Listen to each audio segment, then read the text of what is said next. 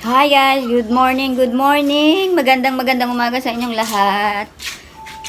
So for today's video ay yun na naman ang everyday routine ko. Magtatrabaho na naman tayo dito sa loob ng bahay.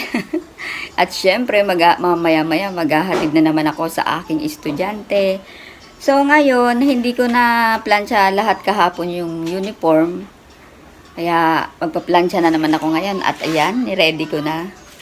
At syempre, hindi pa ako nagkakape dahil tinanghali ako ng gising. So ngayon, nagpapainit muna ako. Siguro later na lang ako magkakape after nitong pagpaplansya ko. So ayun guys, magsisimula na tayong magplansya. Pasensya na kayo sa outfit ko.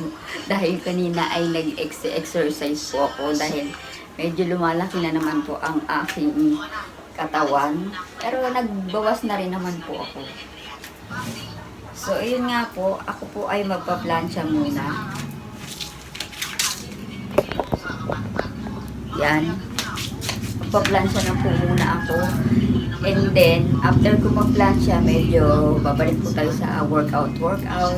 Para kahit papano, mag-gain tayo kahit konti. Sa totoo lang, lumaki na po kasi ako nung nakaraan. Ang naging kilos ko ay 56 kilos. So, nararamdaman kong mabigat na naman ako mga kumare. Kaya, naisipan ko na namang magbawas. At syempre, bago yan, kailangan ko muna magplansya. At baka mamaya, gahuli na naman sa oras.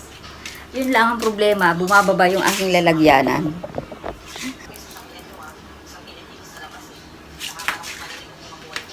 So, ayan, mag-start na po tayong mag-plancha.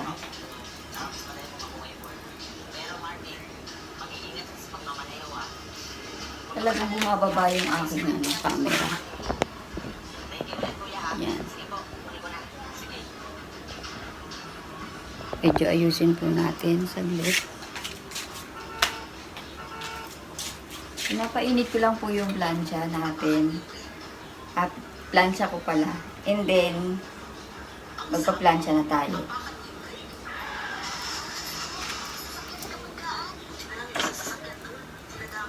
Pasensya na po kayo sa outfit ko, no? Kasi katatapos ko lang mag-workout. No?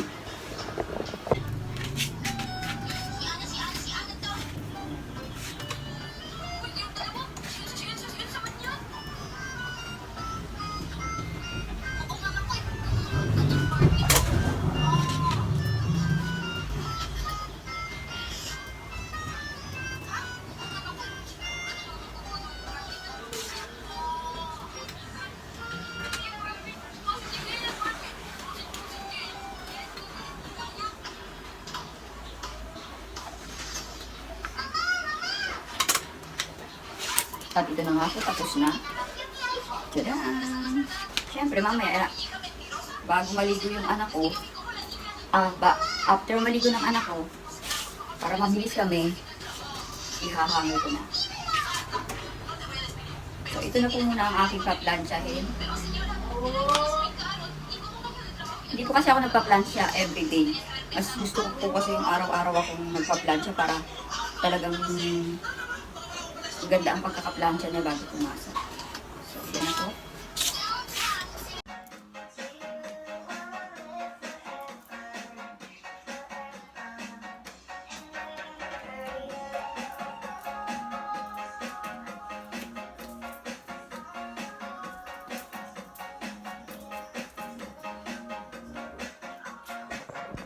Kasi bumababa siya.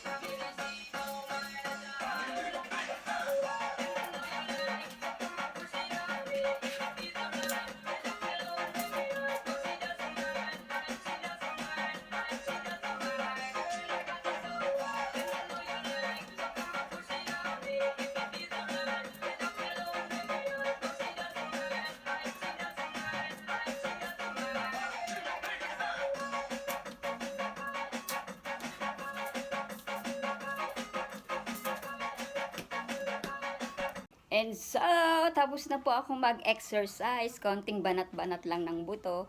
And then, magpapahinga na muna ako.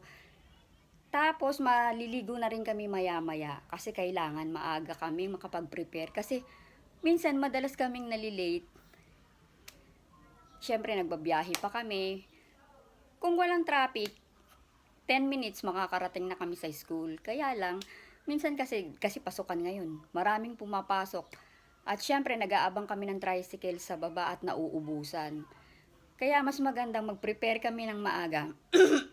At least, maaga kaming makarating sa school.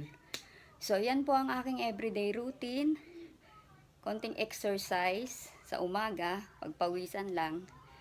And then, mag-prepare na. Papakainin yung bata.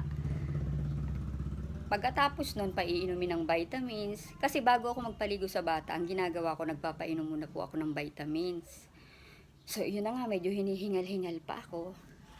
Kasi talaga naman katatapos ko lang mag-workout.